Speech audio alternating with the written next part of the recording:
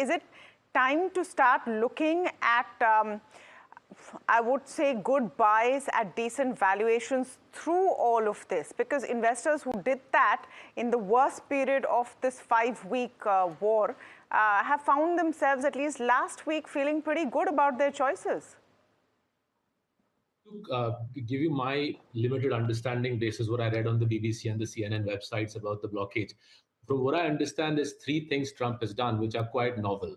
He's saying no ships can go in either. So if, say, you are UAE and you are getting essential supplies in, even that becomes problematic because no ships can go into Hormuz either. Secondly, he's saying all countries, including countries which had been able to cut deals with Iran for oil and gas, will stop getting oil and gas because it's a total blockade, right? So the second thing, and third thing he's saying is, if other countries, and specifically he's mentioned China, supply arms to Iran, he will impose 50% tariffs on them. So he's ramped up the ante. And my reading of why he's doing this, from what I can see of the situation, is the Americans are fatigued of the cost of fighting, right? He made a good point. They are a democracy as well. And there was a lot of kharcha going on as they were blasting away at Iran. So they want to stop the spend, blockade the Middle East, and it might be a multi-month blockade because they want to squeeze the whole world, including China, India, and the Middle Eastern nations. I just on this, if you pull up the US CENTCOM statement, that's the Central Command. I know what Trump tweeted, but sometimes the guys who are going to do it, what they say is important. They are talking about this being enforced against vessels of all nations entering or departing the Strait of Hormuz and going to Iranian ports. It's Iranian ports and coastal areas, including all Iranian ports on the Arabian Gulf and Gulf of Oman. So going back to your own example of, say, a ship going out of the UAE, that is not subject to the American blockade. It might still be subject to the Iranian blockade. Right. So that could well be true. And maybe that, if that's the case, then the UAE and Saudi will not be putting pressure on Iran. It'll be just other countries like India and China who jump on the Iranians and say, let's cut a deal here.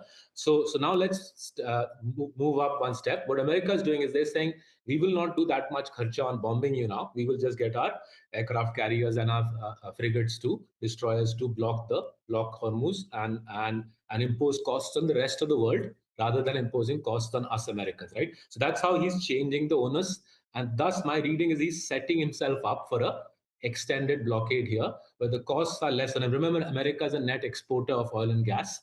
They have they have 70 years of gas reserves, and courtesy their conquest of Venezuela, they now have formidable oil reserves as well. So whilst the American public does get hit, as Mihir was saying, net on a GDP basis, they are less badly off than India and China from this blockade.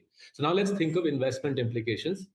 I think back home in India, we continue to do what we've been doing over the last few months, which is try to use pharma stocks as one way to buffer ourselves from the pain, the pharma and the pharma supply chain.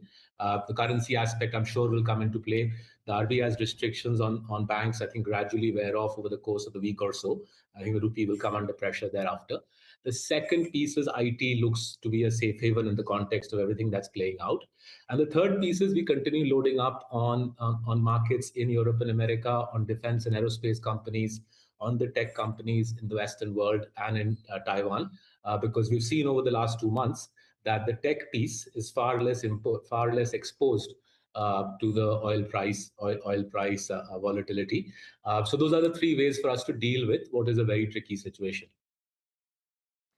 So the more things change, the more they stay the same. Effectively, this is a siege that is underway, and this is pretty much how military action used to be taken even 200 years back. But having said that, Mihir, what are your strategies in that you're talking about, and Saurabh is effectively talking about beaten down sectors where there is relative margin of safety, or he's talking about products that are non-negotiable consumables. You cannot not consume medicines. And so therefore, this seems to be a more defensive strategy. Are you also taking that up? Yes, and a bit of more cash than usual. That's the strategy going over the last few weeks, I would say. But these are frankly tactical moves. I don't think a huge overrate on pharma or a huge overrate on IT is a structural call. It's more of a tactical sort of a hiding place. As and when things recover, I think the sharpest recoveries will be in the domestic cyclicals, will be in the the usual India stories. And so that's what we are positioning for. So we're not going overboard on pharma and IT while we have increased exposure. We'd rather keep cash and some dry powder so that we can take advantage of any sharp dips, etc. What is the extent of cash, Mihir?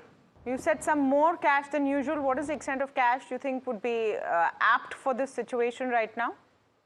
So normally we keep about 3 to 5% cash. This time around we are closer to 8-9%. Wow. Okay. The last point, and Mihir, this one is to you, is that there's a lot of talk about how between now and the time New York opens, there is about, 12, 13 hours. And who knows, there might be another post about how there is a new regime or this is looking so good that, okay, we've found a resolution, etc. Is that therefore the new normal, that we live on the markets tweet by tweet, truth social post by truth social post? Absolutely. And I think the global markets are getting used to this. As I mentioned in the beginning, while oil prices are up, they're not like up as they should be in case there was a complete, panic mode. So the markets are not in panic mode. Markets are kind of beginning to look through the posturing. And I think it's only a matter of time. I think the markets are expecting that it's only a matter of time before this thing folds up because the pain is creeping up into various parts of the system. And while you might say that the